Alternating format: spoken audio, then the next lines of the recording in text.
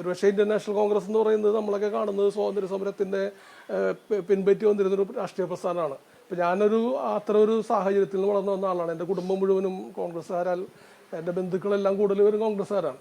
പക്ഷെ ആ ഒരു മൂല്യം, ഇപ്പോൾ ആ മൂല്യം കാത്തു സൂക്ഷിക്കുന്ന നേതാക്കന്മാരൊക്കെ നമ്മുടെ പരിസരത്തൊക്കെ തന്നെ ഉണ്ട്. നിങ്ങൾക്കറിയാം, പഴയ MP ധനപാലൻ ചേട്ടനൊക്കെ തൊട്ടപ്പുറത്തുണ്ട്. അപ്പോൾ അവരിൽ നിന്നൊക്കെ വ്യത്യസ്തമായിട്ട് തൻ്റെ ശത്രുക്കളെ എങ്ങനെയെങ്കിലും ഇല്ലാതാക്കുക, എതിരഭിപ്രായം പറയുന്നവരെ പൂർണ്ണമായിട്ട് ഇല്ലാതാക്കുക, അതിനെന്ത് വില കുറഞ്ഞ പരിപാടിയെ സ്വീകരിക്കും എന്നുള്ളതാണ് ഇതിൻ്റെ ഒരു ഉദാഹരണം.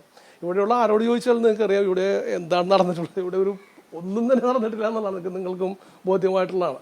അപ്പോൾ വളരെ മോശമായ രീതിയിലേക്ക് പ്രചരിപ്പിക്കുക, ഈ ഒരു പ്രചരണ ഒരു കേന്ദ്രത്തിൽ നിന്ന് വരിക, ആ കേന്ദ്രത്തിൽ വന്ന ഏതാണ്ട് നിമിഷങ്ങൾക്കുള്ളിൽ തന്നെ നമുക്കറിയാം സോഷ്യൽ മീഡിയയിൽ ഏതെല്ലാം തരത്തിലുള്ള, ചിലപ്പോൾ ഒരു പക്ഷേ ചിലരുടെയൊക്കെ പേര് നോക്കുമ്പോൾ നമുക്ക് പരിചയമുള്ളവർ തന്നെയാണ്, കേട്ടലറക്കുന്ന രീതിയിലുള്ള ചില കമന്റുകൾ.